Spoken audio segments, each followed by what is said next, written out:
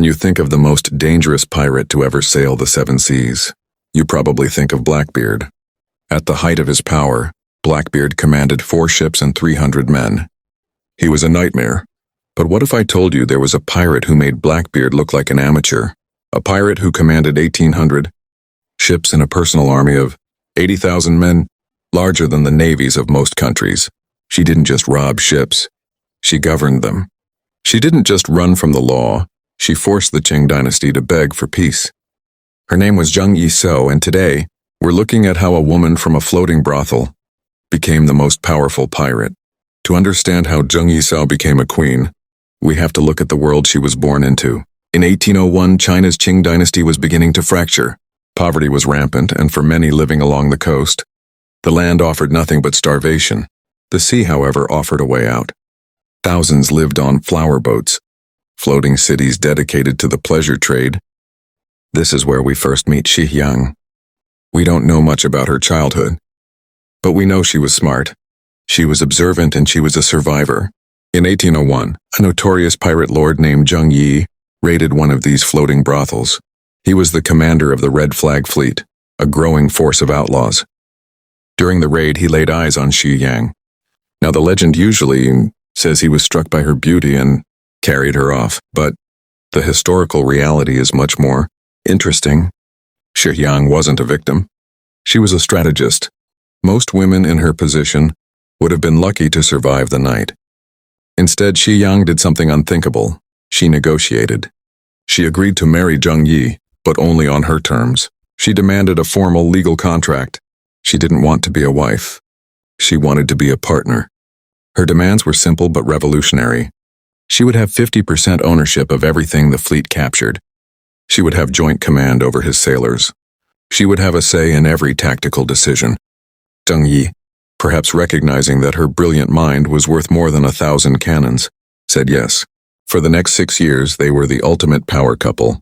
Under their joint leadership, the Red Flag Fleet transformed from a disorganized group of sea thieves into a professional, corporate machine. They didn't just rob ships.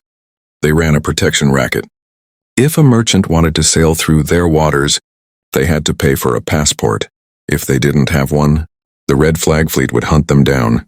By 1807, they had unified several smaller pirate gangs into a massive confederation. But just as they reached the peak of their power, disaster struck. A typhoon hit the fleet and Zheng Yi was swept overboard. The pirate lord was dead. Usually this is where the story ends, with the fleet splintering and the widow disappearing into history. But for the woman now known as Zheng Yi Sao, the story was only just beginning. In 1807, the Red Flag Fleet was at a crossroads. Zheng Yi, the man who had held the Confederation together, was gone, swallowed by the sea during a violent typhoon off the coast of Vietnam. In the world of piracy, this is the death zone. Usually, when a leader dies, the captains turn on each other. They fight over the gold. They fight over the ships, and within weeks, the empire collapses into a dozen smaller, weaker gangs. Everyone expected the Red Flag Fleet to burn. Shi Yang knew she had a target on her back.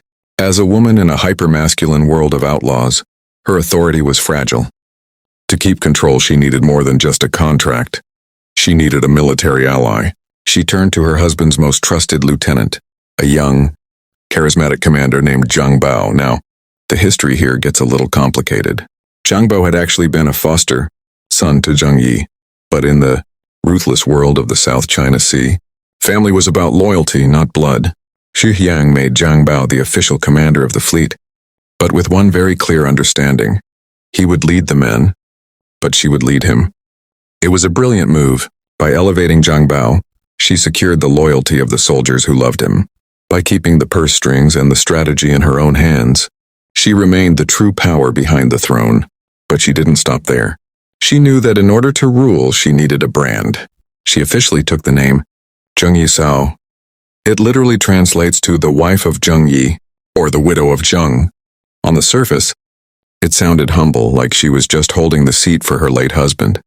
But in reality, it was a genius piece of political theater. It reminded every captain in the fleet of the man they had once feared and respected, while firmly placing his entire legacy on her shoulders. Within months, the power vacuum was gone. The infighting stopped before it even started. Zheng Yi Sao had successfully transitioned from the wife to the boss.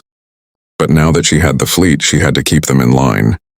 And to do that, she was about to introduce a set of laws so strict and so terrifying that they would change the face of piracy forever. You cannot lead 80,000 criminals with good vibes. In the South China Sea, the only thing more dangerous than the Qing Navy was the pirates themselves. Without order, a fleet this size would eat itself alive. Zheng Yi Sao knew this. She didn't just want an army. She wanted a machine. So she sat down and wrote a code of conduct that was so strict, it made the actual Chinese military look like a chaotic mess.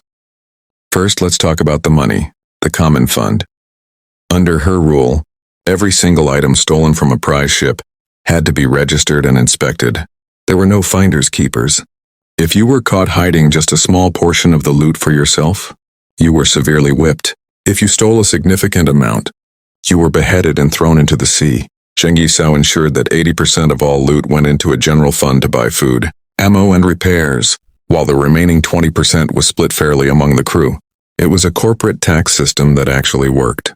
But where the code got truly fascinating and surprisingly progressive was in her treatment of women. Most pirate stories are full of horror for female captives, but under Zheng Yi Sao the rules were ironclad. If a pirate raped a female prisoner, the punishment was immediate death. But here's the kicker. She didn't want any distractions on her ships. If a pirate and a female captive had consensual sex, both were executed. If a pirate wanted to marry a captive, he had to get permission, and he was then required to treat her with absolute fidelity. If he mistreated his new wife, you guessed it, he lost his head.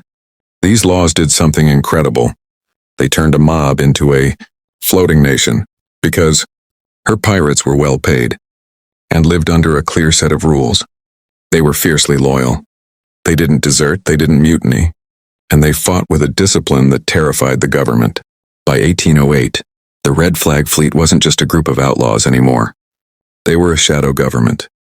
They ran their own tax system, their own supply chains, and their own judicial system. Zheng Yi Sao had built a state on the water, and the Qing emperor was beginning to realize that if he didn't stop her soon, she might just take the throne itself. By 1808, the Qing emperor, Zheng, had seen enough. A woman was currently running a more efficient government on the water than he was on land. She was collecting taxes that should have been his, and she was humiliating his admirals. The emperor issued a final command: destroy the Red Flag Fleet at any cost. He sent the full might of the Chinese Imperial Navy. But Zheng Yi Sao didn't hide. She met them in the open water. In a series of brutal engagements, she didn't just defeat the Imperial Navy, she humiliated them. She captured 63 of their ships and gave the sailors a choice: join the Red Flag Fleet or die. Most chose the pirates. Desperate and embarrassed, the Qing dynasty did the unthinkable. They reached out to their rivals. They asked the British Royal Navy and the Portuguese Navy for help. Think about that for a second. The most powerful empire in Asia had to call for backup from two European superpowers just to deal with one woman. This was no longer a pirate raid. This was the War of Three Empires. The conflict reached its boiling point in 1809 at the Battle of the Lantau River. For 9 days, a combined force of Chinese, British, and Portuguese ships trapped Zheng Yi Sao's main fleet in a bay. They had the Red Flag Fleet outgunned, out-teched, and surrounded. To finish her off, the Allied forces sent in fire ships, vessels packed with explosives and set ablaze, drifting toward her wooden fleet to turn the bay into a furnace. This should have been the end. But Zheng Yi Sao was a master of the environment. She didn't panic. She used the changing tides and clever positioning to redirect the fire ships back toward her enemies. After nearly 2 weeks of constant cannon fire and failed blockades, the unbeatable Allied force ran out of supplies and had to retreat. Zheng Yi Sao had faced the three most powerful navies on the planet simultaneously, and she was still standing. It was a moment of cold realization for the world powers. They realized that in the shallow, treacherous waters of the South China Sea, Zheng Yi Sao was untouchable. They couldn't win by force, and that's when the emperor realized his only option left wasn't a cannon. It was a white flag. By 1810, the Chinese government was exhausted. They had tried fire, they had tried iron, and they had tried global alliances. Nothing worked. So the emperor offered an olive branch, a general amnesty, but there was a catch. The government demanded that the pirates kneel before them and surrender, and give up all their stolen loot. Most of the pirate captains wanted to keep fighting, but Zheng Yi Sao saw the writing on the wall. She knew that an empire's patience is infinite, but a pirate's luck eventually runs out. She decided to end the war herself. In a move of staggering bravery, or perhaps pure arrogance, Zheng Yi Sao walked directly into the governor's office in Canton. She was unarmed. She was accompanied only by a group of women and children. She sat down across from the governor-general and basically told him, "I have 80,000 men and a fleet that can starve your cities. If you want peace, you're going to pay for it." The negotiation was a masterclass. By the time she walked out of that room, she hadn't just secured her freedom. She had secured a future. The pardon. Every single one of her 80,000 pirates received a full pardon. The loot. They were allowed to keep almost all the wealth they had stolen over the years. The jobs. Her pirates weren't sent to labor camps. They were integrated into the Chinese Navy. Her partner, Zhang Bao, was even given the rank of colonel. The final flex. To satisfy the kneeling requirement of the law, she had the governor act as a witness to her marriage to Zhang Bao. Since they had to kneel during a wedding ceremony anyway, she technically followed the law without ever surrendering her dignity. Zheng Yi Sao retired from the sea at the age of 35. She moved to Guangzhou and opened a successful gambling house and a salt trading business. She raised a family, lived through the Opium Wars, and eventually died in 1844 at the age of 69, a wealthy, peaceful grandmother. In the long, bloody history of piracy, she is an anomaly. Blackbeard was beheaded, Bartholomew Roberts was blasted by grapeshot, Anne Bonny vanished into a prison cell. But Zheng Yi Sao won. She defeated the most powerful empires on Earth, rewrote the laws of the ocean, and walked away with the gold. So why don't we know her name as well as we know the pirates of the Caribbean? Perhaps it's because her story doesn't fit the wild outlaw trope. She wasn't just a pirate. She was a CEO, a legislator, and a master diplomat. She didn't just break the system, she owned it. If you enjoyed this deep dive into the life of the world's most successful pirate, make sure to hit that subscribe button and ring the bell. We've got plenty more stories of the people history tried to forget. Thanks for watching, and I'll see you in the next era.